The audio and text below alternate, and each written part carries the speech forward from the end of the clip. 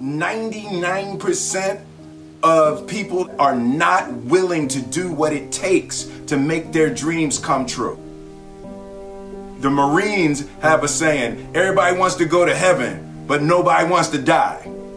The center of bringing any dream into fruition is self-discipline. You know, something as simple as food and eating. It's not about your body as much as it is about your mind. It's getting command of your mind to be able to choose actions that are in your own best interest. Every day we are choosing that's not in our own best interest. So if the world is attacking you and the world wants to fight you and the world's trying to hold you down, so you're gonna kick yourself in the balls? So you're gonna stop yourself from getting what you dream. And I think the word discipline has kind of gotten a bad name. We think about it in terms of punishment. I'm not talking about discipline in that way. I'm talking about discipline in the sense that you forego immediate pleasure for the exchange of long-term self-respect. I believe that self-discipline is the definition of self-love. That when you say that you love yourself, that means that you have behavior towards yourself that is loving. Self-discipline is the center of all material success. You cannot win the war against the world if you can't win the war against your own mind.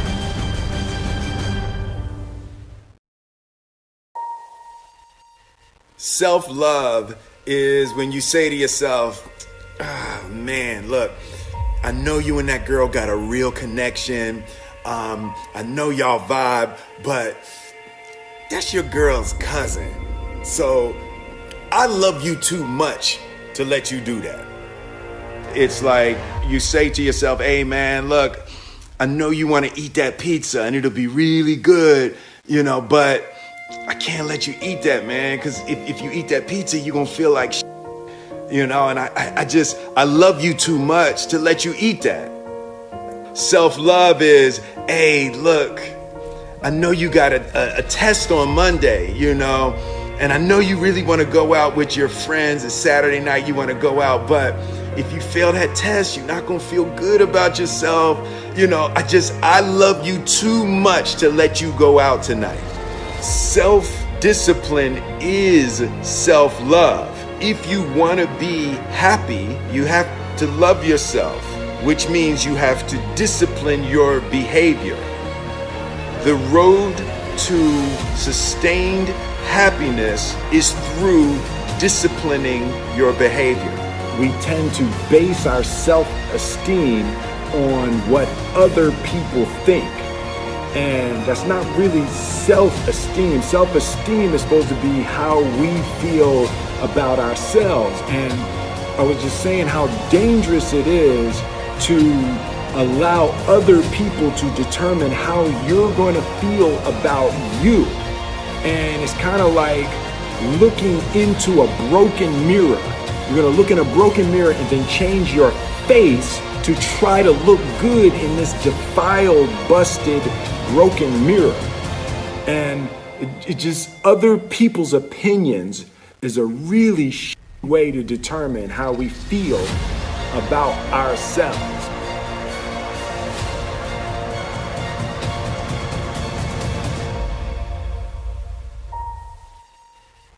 It don't matter whose fault it is that something is broken if it's your responsibility to fix it. For example, it's not somebody's fault if their father was an abusive alcoholic, but it's for damn sure their responsibility to figure out how they're going to deal with those traumas and try to make a life out of it. It's not your fault if your partner cheated and ruined your marriage, but it is for damn sure your responsibility to figure out how to take that pain and how to overcome that and build a happy life for yourself.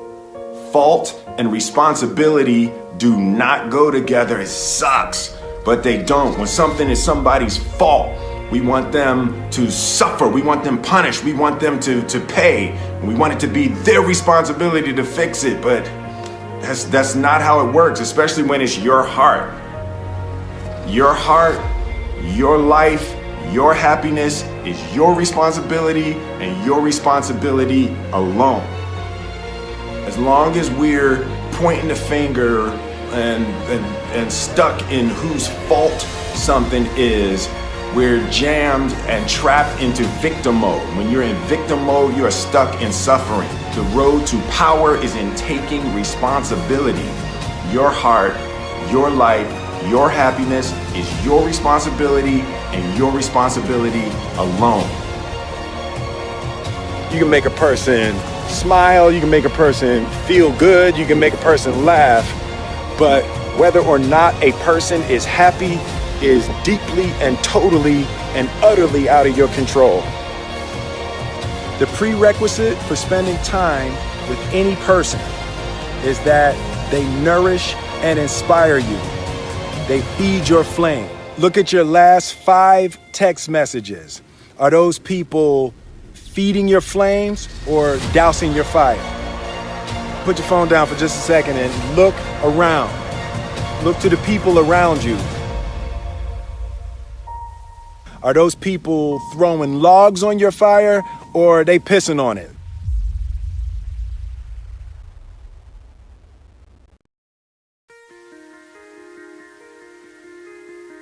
I want my life, I want my work, my family, I want it to mean something. And it's like, if you are not making someone else's life better, then you're wasting your time.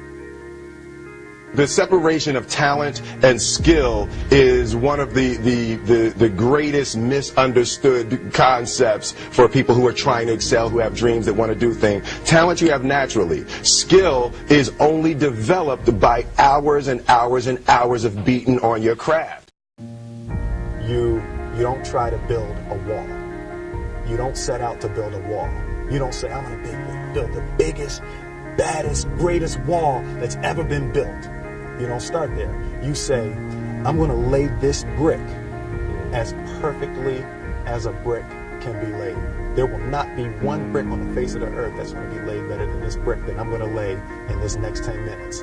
And you do that every single day. And soon you have a wall. And soon you have a wall. And I think psychologically, the advantage that gives me over a lot of people that have been in competition with in different situations is it's difficult to take the first step when you look how big the task is.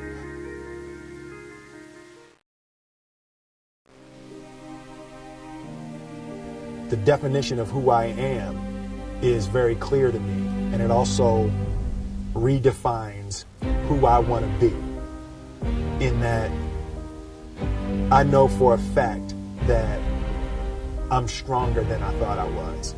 You know, you can't help but ask yourself the question, what would I do if I was in Muhammad Ali's shoes? I'm motivated by fear. I hate being scared to do something. And I think what developed in my early days was the attitude that I started attacking things that I was scared of. Why were you scared in your bed the night before? What do you need that fear for? Just don't go. Why are you scared in your bed 16 hours before you jump? Why are you scared in the car? Why could you not enjoy breakfast?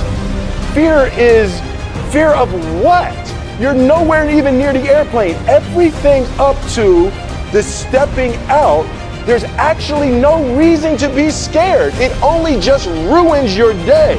You don't have to jump. And then in that moment, all of a sudden, where you should be terrified is the most blissful experience of your life. And God placed the best things in life on the other side of terror.